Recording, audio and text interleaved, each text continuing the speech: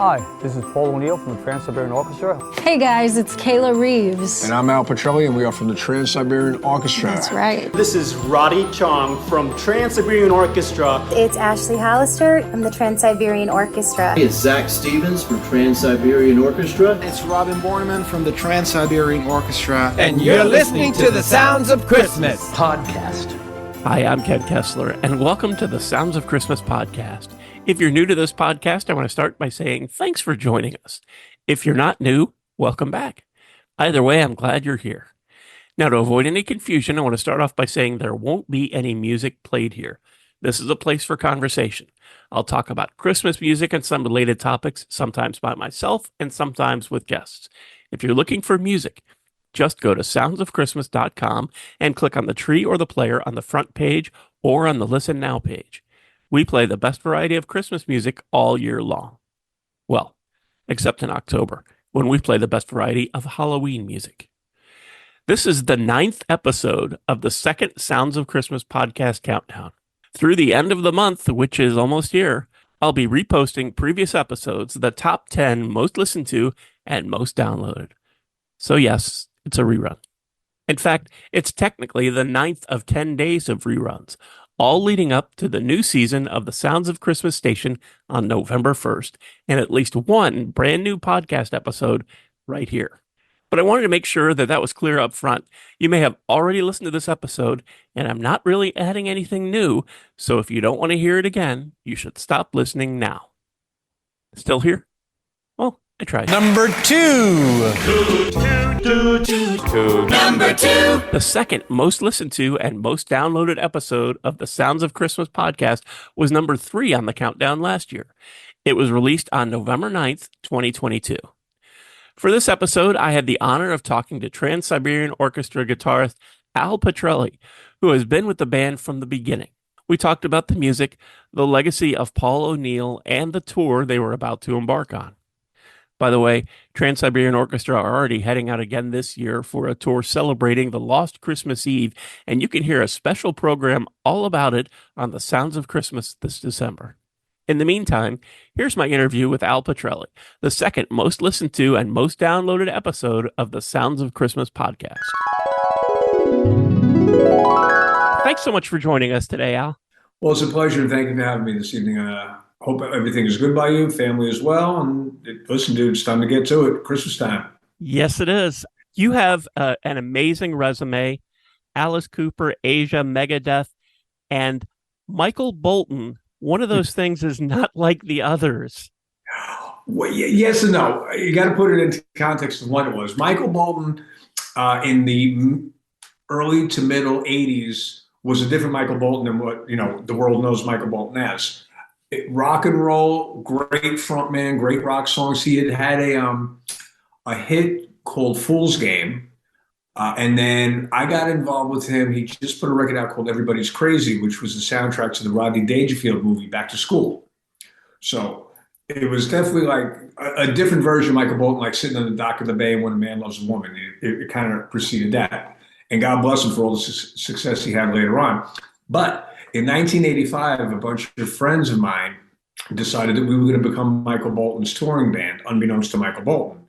So the other guitar player, a guy named Tony Bruno, we said, okay, we're going to learn all these Michael Bolton songs. And Tony was going to be responsible for getting like the management on the phone, because back then on the record, here's the manager's name, the phone number, the address. You could call people back then. Anyway, long and the short of it is we got hired by Michael Bolton to be his touring band. Here's how life is a weird thing. One of the gentlemen who worked in the management office was a guy named Paul O'Neill. And Paul turned around and came up to us and he goes, I can't believe you kids from Long Island pulled this off. You invented a job. He goes, one of these days, Al, me and you are going to work together. Now, this is 1985. And Paul was already on a trajectory of hugeness. It was amazing what he was accomplishing. And 10 years later, he was a man of his word. He called me up to work on a project with him. And here you and I are talking about it 28 years after the first time Paul and I sat in the studio together.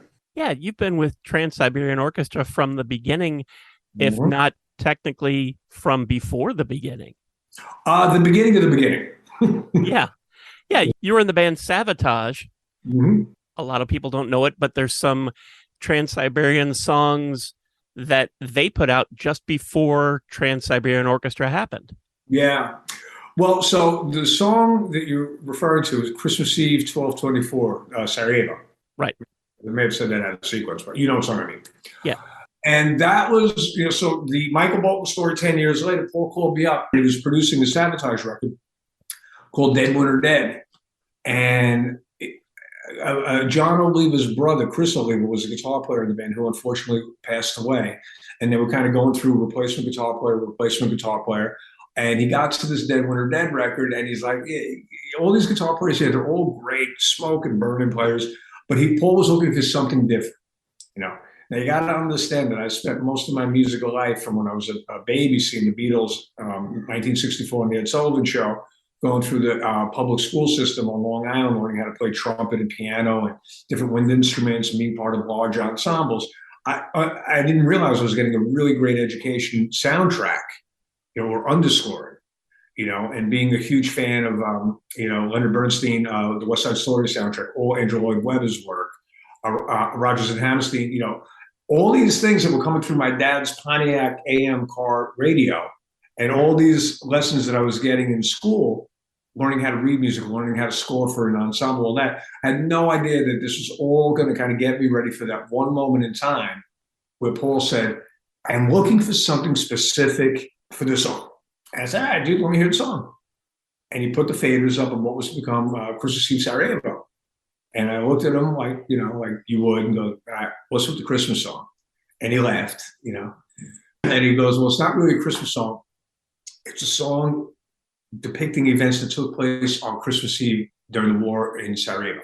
Now, my father was a poli-sci professor, so immediately my radar opened. I was like, all right, do tell. What's this all about? Anyway, he told me the story about this classical musician during the war would take his cello and go to the town square and play pieces by the great composers in protest to the bombing raids. And as he's telling me the story, the hair on my arm is standing up. And he goes, what's the matter? I said, well, I was Alice Cooper's musical director in 89, 90. And we played in Zagreb and Belgrade before the war. And I was in that town square that you're depicting in your story. I said, press record. And that's when I started playing the opening notes. And he looked at me and goes, that's it. So Wow. The moral of the story is that he was such an incredibly prolific writer, and he could create a visual in my mind, sonically, lyrically, with his poetry, with his storytelling, that everything I had done, like I had said, up until that moment, was an education to use all my abilities in different styles of music to give Paul what he needed for the song. And there was a great quote. There's a documentary out called The Tree Man, which is about my favorite piano player of all time, a dude named Chuck Leavell. And in this film, and Chuck used to play piano for the Allman Brothers. He's Rolling Stones MD, and he's done like every record ever recorded on piano, I think. And they were talking about how he has an uncanny way of writing a song inside the song. So he was the one who played piano, the piano solo in Jessica by the Allman Brothers, And after hearing that quote about writing a song inside the song, it's like, wow, that's exactly what I've been trying to do my whole life. Not be a guitar player, but to be a guitarist, creating parts, creating something in there that's continuing on Paul's lyric, Paul's thought, the message or the vision he's trying to create. And that moment is where he and I looked at each other. It's like, all right, we're going to get really old together and have a lot of fun. And I hope that you did have a lot of fun. You've been on every recording that TSO put out. Listen, Paul said, he goes, I don't know anything if it's going to have commercial success or it's going to be a hit, because I just want to create great art. And it was so refreshing for me to hear that, because I spent a lot of years doing a lot of records and a lot of sessions for, very, successful artists, and God bless every one of them. But he was a man who was he just wanted to make a great art form, and he wanted to make a musical statement. And I found it so new and so refreshing. I was like, dude, I'm in. And then he put up Mozart's 24th Symphony. He gave me the score. And I'm like, okay. And fortunately, I could read really well. So I started reading it. And he's looking at me and goes, you can do that? I'm like, yeah, I got you, And it was just that we became the best of friends. He was my big brother, my boss, my producer, and influence on me like no other. And I spent a quarter of a century with the man and loved every second of it. It had to be tough to get everybody together to keep this going after he passed away. It's already been 5 years. I can't believe it. I don't know. Well, listen, he and his wife were there from the beginning of the beginning of the beginning, even before my beginning. His daughter was born into it. The family was involved pretty much from the jump. And one of the things Paul always said to everybody goes, I just want this to live long past me, or long past all of us. I don't think any of us were prepared for that to become a reality. Certainly his wife, his daughter, his immediate family. But they've been amazing saying, no, the legacy is alive and well. The vision, keep moving forward, keep moving forward. So I'll miss him every second of every day, but I know that every time I play a note from one of his songs or a pyroblast goes off, I'm like, he's somewhere on my left shoulder, and we're okay. I have heard so many rumors about things that he was working on for future Trans-Siberian Orchestra projects, new Christmas music, a Mozart-related project, something about the Romanovs. Any truth to any of those? Anything that you can talk about? All of it's true, dude. He would never stop writing, I mean, he and his family would be brainstorming ideas, storylines, rock operas, like just, it was like overwhelming how much information would come back at you. He's like, I got an idea. And we get in the studio and here's a track for a Romanov record. He was like what became Beethoven's Last Night album, so much material hasn't been finished yet. And that's what we pretty much do the rest of the year. I mean, this tour takes a big chunk of time to get kind of up and running, and then obviously the tour itself. But not too long after we get off the road, it's back in the studio. Let's bring these to life. A lot of stuff is getting closer and closer to be finished. I'm going to leave that up to the O'Neill family and management to decide what happens with it. But I'm just thrilled to know that every time, we get back in the studio, there's a song with a rough vocal of his on there. And it's like he's back in the room with us, And I spent enough of my life sitting next to the man knowing, okay, well, I was well trained by him. I kind of think I know exactly what he'd be looking for here. I can't wait for the world to hear some of the music that they haven't heard yet, because it really is beautiful and special. Well, I think most people, when they think of the Trans-Siberian Orchestra, they think of all the wonderful Christmas music, but there's also 3 really amazing albums that have nothing to do with Christmas. You mentioned Beethoven's Last Night, and there's Night Castle and Letters from the Labyrinth. Any of that stuff that will be coming up on this tour? Yeah, I'm not going to give it away. Okay. But yes, we're doing songs this year that we've never performed live before. And again, with such a vast catalog of completed material, we have a lot to draw from. And then with some things that haven't been released yet, there's a couple of things that are kind of like floating around going, that'd be fun to play, When you go to the Trans-Siberian Orchestra website and you see all the tour information, some people might be surprised when they see that you've got shows in 2 different cities on the same night, which is a neat trick to pull off. But this is actually something that you guys have done for a long time, isn't it? Yeah, 1999 was the first year that we ever toured. And I think on the itinerary, I'm going to say 7 or 8 cities, New York, Boston, Philly, bunch of shows in Cleveland, like I think 3 shows in Cleveland, Detroit, Chicago. I'm probably missing someplace, and we had never toured before. We had no idea what the reaction was going to be. So we had 2 buses and a 24-foot box truck and a fog machine. Yes. And it was the coolest thing ever, And we went out there and it was like standing ovation night after night after night. I'm like, dude, this is awesome. People love this music. I mean, the audience was so diverse, and I always tell the story. The opening night at the Tower Theater in Philadelphia, the curtain comes up, the house lights go down, and right in front of me, my brother, like as far as my laptop goes for me, there's this like older, very attractive older couple. And those like crocheted reindeer sweaters that people wear around the holidays. And right next to them was a dude in a Slayer hoodie. Wow. And I'm playing guitar and go, this is going to go 1 or 2 ways. It's going to go really, really bad, or it's going to be the most amazing night ever. And it was the most amazing night ever because everybody at the end of the story stood up, and a standing ovation must have lasted like 15 to 20 minutes. And I was like, this was so much fun. So anyway, I kind of got sidetracked. The next year, obviously, it's like, well, this was a success. Let's go out and do it again. And you had a promoter in Philly and a promoter in Seattle and a guy in San Antonio, Texas, and somebody in Detroit and somebody in, Birmingham, Alabama. They all wanted shows. We got a really small window.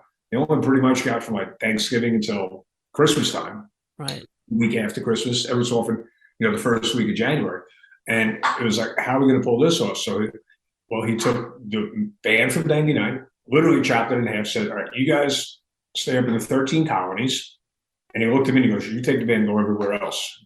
Okay. Again, every year there was some new thing that like we just did that had never been done before. And again, that's the genius of Paul O'Neill. You know, if it's never been done before, well, that means it's got to be done. He'll be the first one to do it. And one box truck led to one semi, which led to 5 semis, which led to last year. I think we had 21 tractor trailers and 12 buses for each band. Wow. It's kind of cool. Yeah. And as you were talking about that performing and the diverse audience that you get, I remember the first time I went to a show, I think it was the Queen of the Night tour. My son was 11 or 12. He didn't want to go to concerts. He was not excited about going. He had never heard of Trans-Siberian Orchestra, but we dragged him along anyway. And almost the entire night, he was standing in his chair, big grin on his face, eyes wide. It was an amazing experience. And he's loved the band ever since. And this was a kid who didn't want to be there. Dude, you know how many times I'll walk to the edge of the stage, or like I'll be kind of peeking through the curtain when they're doing like the check presentation, like the pre-show thing that goes on, and I'll see a bunch of teenagers like on their cell phones go, "Oh my God, I can't believe my parents took me to this con. This is so lame." Blah, blah, blah, blah. And I kind of smirk and I go, "Yeah, all right." Yeah. 35, 40 seconds into it, boy, is your expression going to change? Boom, like clockwork. There isn't anybody who goes there really comprehending what they're about to hear and see. And within a matter of moments, they're all like transfixed. And for 2 hours and 20 minutes, 2 hours and 30 minutes, whatever it is, it's an absolute emotional, visual, and sonic roller coaster. And what would break my heart is if I was in earshot, somebody saying, eh. Yeah, I can't even imagine that. I've never heard it. I don't want to hear it. My job is to make sure that nobody ever utters those words or that sentiment, you know. It is the privilege of my life. It's an honor to just every year go back and be part of something that kind of grows bigger and better and better.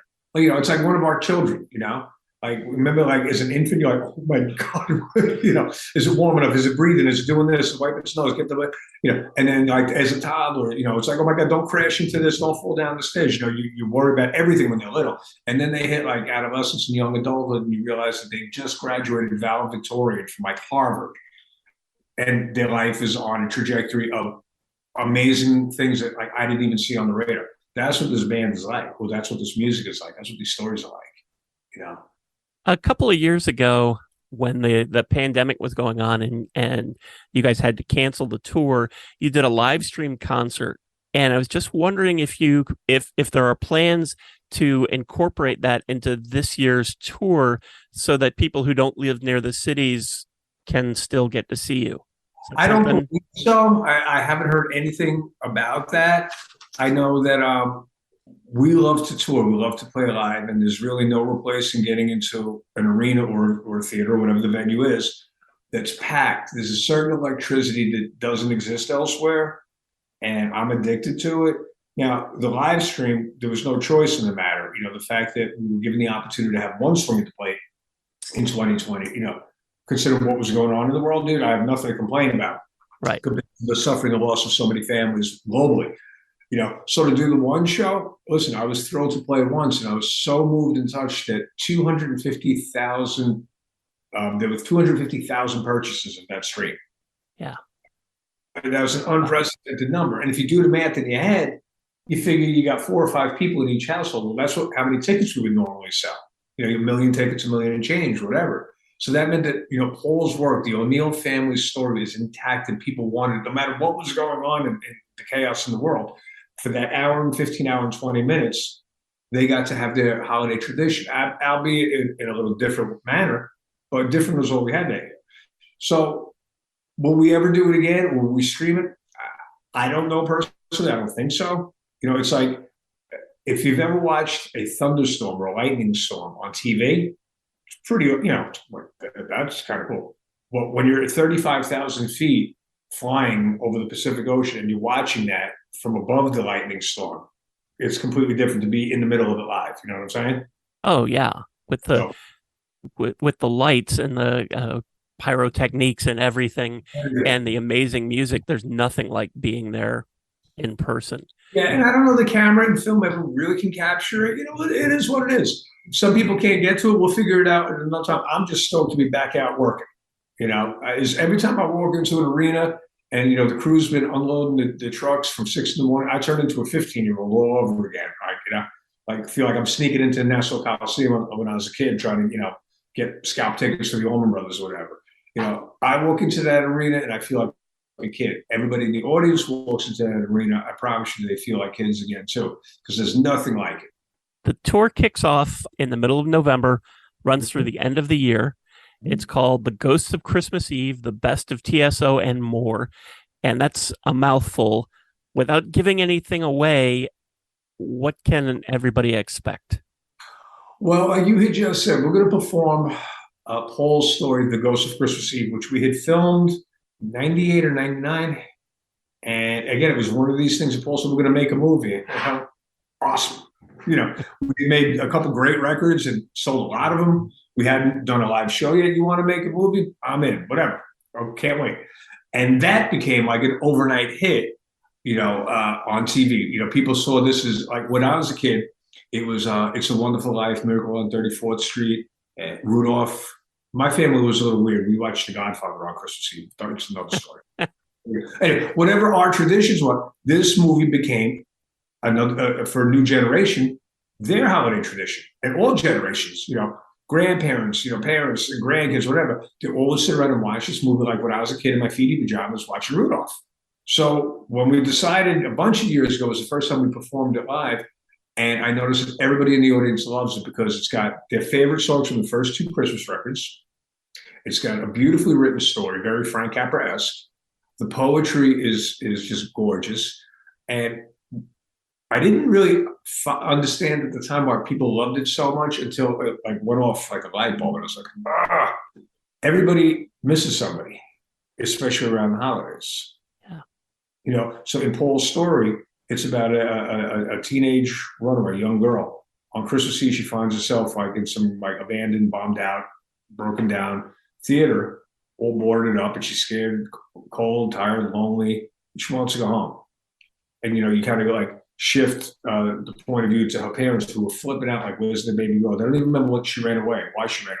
What was the fight about? We don't care. We just want her home. She just wants to go home. And again, in very Paul O'Neill manner, it has a happy ending. Not everybody has that happy ending. Yeah. All miss somebody. Everybody's had an empty chair at their dining room table, which is more obvious around the holidays. So a lot of folks in the audience, myself on stage and everybody else in the band on stage, even the crew underneath the stage, all relate to that story because we all miss somebody. And the fact that everybody else in the venue has the same feeling doesn't make my pain, your pain, their pain any less bearable, but at least you're not alone in your thought. And maybe there's a little solace in there somewhere. You insert your name and circumstance into Paul's story, the entire night is about you. And that's something people cannot get enough of.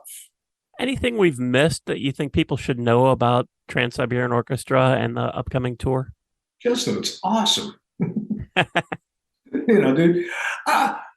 Listen, musically, if you're a fan of every style of music, on God's earth, from works by the great composers to theatrical presentations to good old-fashioned American rock and roll to R&B, there's something represented for you there.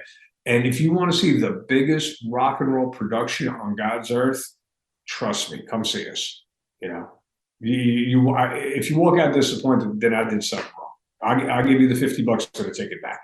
I cannot imagine anybody walking out disappointed.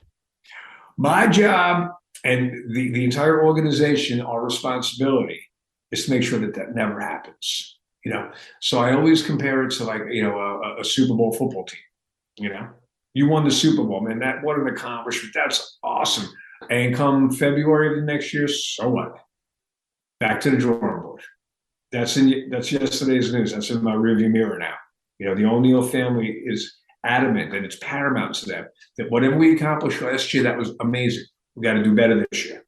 Well, as a fan, I'm looking forward to seeing either you or the other touring band in Orlando, I think in December. To check. And I can't wait to hear what's next. Listen, I can't wait to have another chat with you next year and see, what you thought of this year's tour. What we can do next year. It's going on 28 years this coming February, March. When that lightning strike first started, and maybe me and you could have a conversation for another 28 years. We'll see what happens. Sounds good. Thanks so much, Al. Respect, my brother. I'll see you next time, and thank you. Thanks so much for listening, helping me share some Christmas spirit, and for continuing to support the Sounds of Christmas station and podcast. I told you how to listen to the station, and you're already listening to this podcast, so my work here is just about done. All of our episodes are available on the Sounds of Christmas website. Just click the podcast tab. And we also have a Linktree page that lists most, if not all, of the sites that stream the Sounds of Christmas podcast. So you can scroll down, find your favorite, click on over, and then subscribe, and you'll never miss another episode. If you have comments or suggestions on this episode, previous episodes, or the Sounds of Christmas station, feel free to reach out to me on social media or through the website. If you're listening to this episode on your phone, you can also click the Send Us a Text Message link and connect that way. Thanks again. And may you always believe in Santa Claus.